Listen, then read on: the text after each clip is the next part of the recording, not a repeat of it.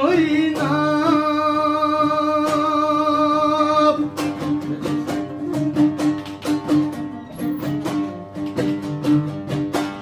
Ana gülüm ağzının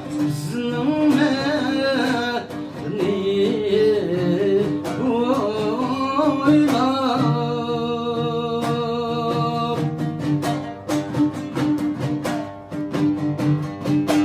Ana gülüm ağzının elini oynap.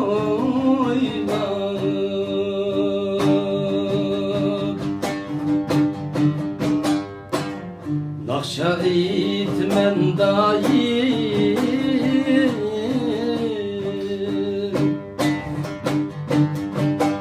bizim da oynay ana gül.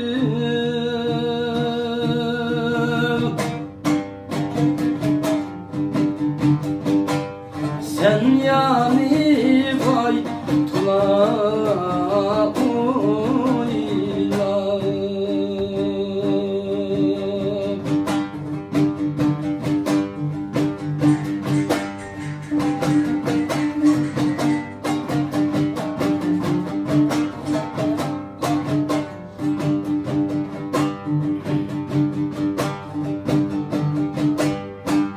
su başlıysam birim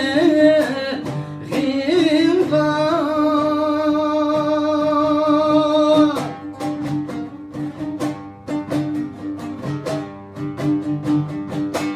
Ana gülüm ayıldım tütken kara aydın.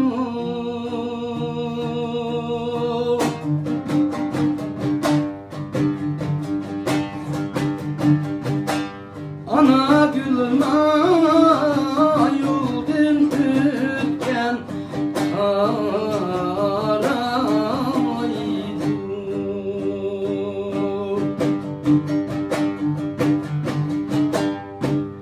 Aşkında